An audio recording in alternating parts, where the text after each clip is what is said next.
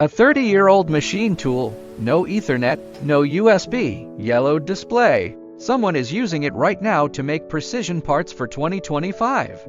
Today, one camera and one AI model taught that old machine to read modern CAD drawings and write its own G-code. Not Ci-Fi, a major Chinese tech manufacturer retrofitted an entire factory floor using Wi-Fi 6. A leading industrial group brought RS-485 and RS-232 devices, protocols older than most engineers, into one IP network using edge gateways.no new hardware.no system overhaul.it works. For 20 years, industrial software had one playbook. Hardware too old, replace it, system won't integrate, rip it out.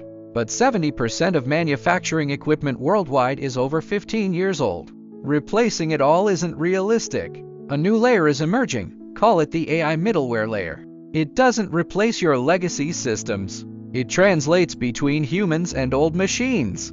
A veteran machinist looks at a drawing and knows the spindle speed, the toolpath, everything. Decades of tribal knowledge in one glance. AI vision models now learn to see what the master sees, then control the machine directly. This isn't a software upgrade, it's turning human expertise into a machine interface. The impact is bigger than most realize. The old game, whose features are most advanced. The new game, who connects the most obsolete equipment. Counterintuitive conclusion, the next chapter of industrial software isn't leaping forward.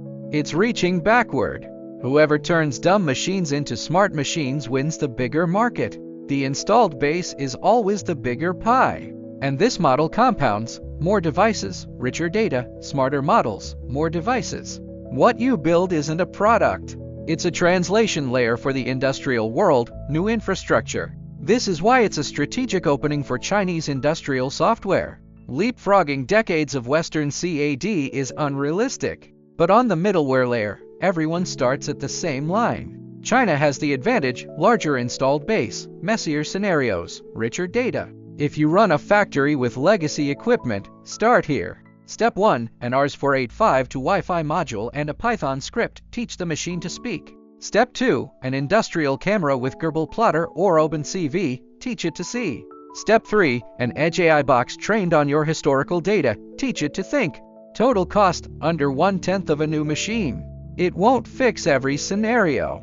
It can't replace real precision leaps. But it proves something. The most valuable software of the future isn't the most advanced. It's the software that works with reality. Teaching silent machines to understand the world. That's where industrial AI actually begins. I put together the full playbook: hardware, software, budget, timeline. One sheet. Link below, screenshot it and start tomorrow.